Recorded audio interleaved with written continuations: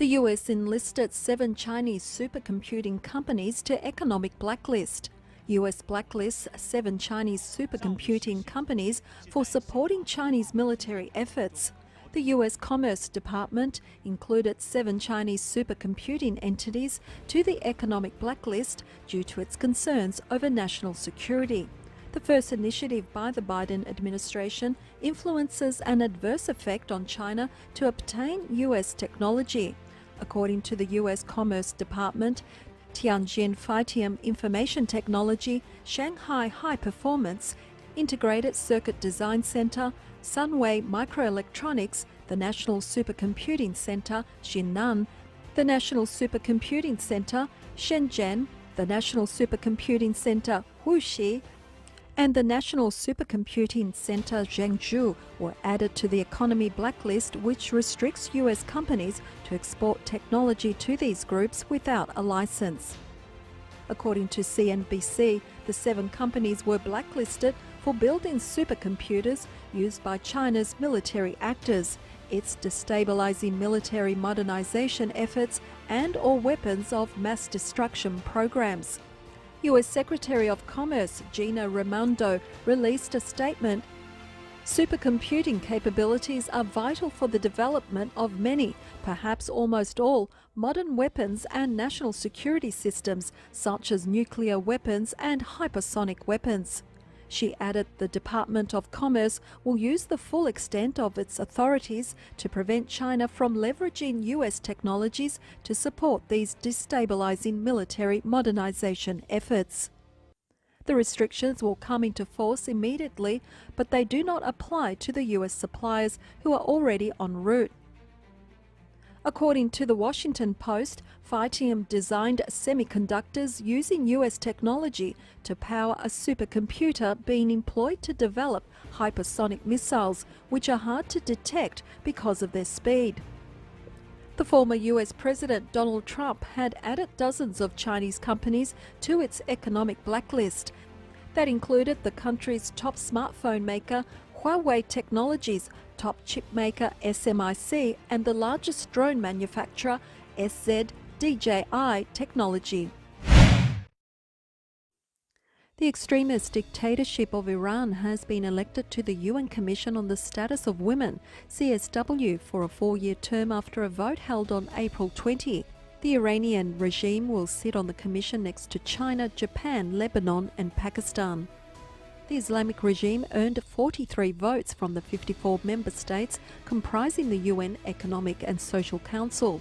Geneva-based human rights group UN Watch determined that at least 4 out of the 15 Western democracies on the council voted in favour of adding Iran to the commission. While the vote was performed through a secret ballot, the list of democratic countries which may have voted in favour include Australia, Austria, Canada, Bulgaria, Finland, France, Latvia, Germany, Luxembourg, the Netherlands, Norway, Switzerland, Portugal, the United Kingdom and the United States. On the CSW website, the Commission proclaims itself as the principal global intergovernmental body exclusively dedicated to promoting gender equality and women's empowerment. It purports its purpose is to promote women's rights, document the reality of women's lives throughout the world, and shape global standards on gender equality and women's empowerment. Iran's Islamic Republic enforces discrimination and brutality based on gender, according to a report by the United States Institute of Peace. Under the regime's Sharia law, married women are prohibited from travelling without the consent of their husbands. Women are barred from political participation, and all women are required to wear the hijab head covering. The government has done little to protect basic human rights for women, such as freedom of speech and freedom of association and assembly, drawing outrage from human rights activists. The legal age for a woman to get married in Iran is only 13. However, Iranian law allows a child to be given away as young as 9 with parental consent. Hilal Noor, executive director of UN Watch, said, "Electing the Islamic Republic of Iran to protect women's rights is like making an arsonist into the town fire chief. It's absurd and morally reprehensible. This is a black day for women's rights and for all human rights." Masia Alinejad, an Iranian women's rights activist, tweeted, "This is surreal. A regime that treats women as second-class citizens, jails them for not wearing the compulsory hijab, bans them from singing, bars them from stadiums and doesn't let them travel abroad without the permission of their husbands, gets elected to the UN's top women's rights body," added Alinejad. The Chinese regime's crackdown on ethnic Uyghur Muslims in the autonomous region of Xinjiang includes a growing body of evidence of mass detentions. However, it has not moved Prime Minister Boris Johnson's government into declaring it Uyghur genocide, referring to the atrocities merely as industrial-scale human rights abuses against the Uyghur community. The British Parliament unanimously condemned the countless outrages committed by the Chinese Communist Party against millions of Uyghurs in pursuit of their extermination as genocide and crimes against humanity, and called on the government to pressure ministers to take their criticisms of Beijing further, according to Reuters. Lawmakers backed a motion brought by Conservative MP Nusrat Ghani, calling on the UK government to use international law to bring crimes against humanity and genocide of Uyghurs in Xinjiang to an end. The non-binding motion has to be taken up by the government before deciding what action to take. Britain's Minister for Asia, Nigel Adams, proposed to government that describing human rights abuses in Xinjiang as genocide would have to be decided by competent courts.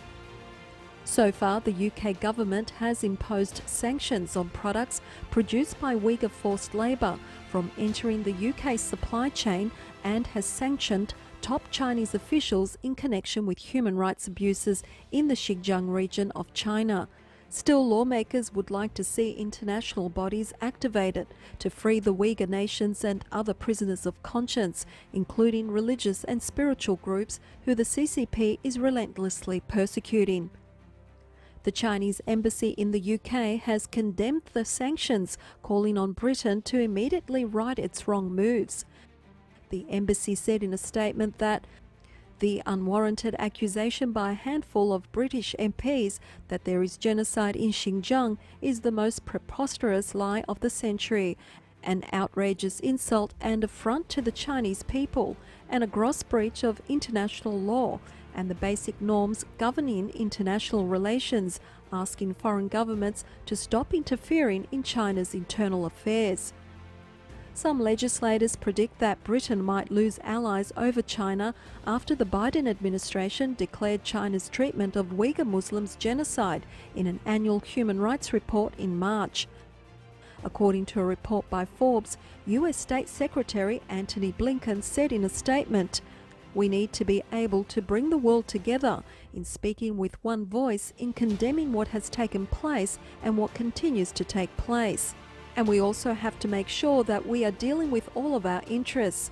We have to be able to deal with China on areas where those interests are implicated and require working with China, even as we stand resolutely against egregious violations of human rights on this case, acts of genocide."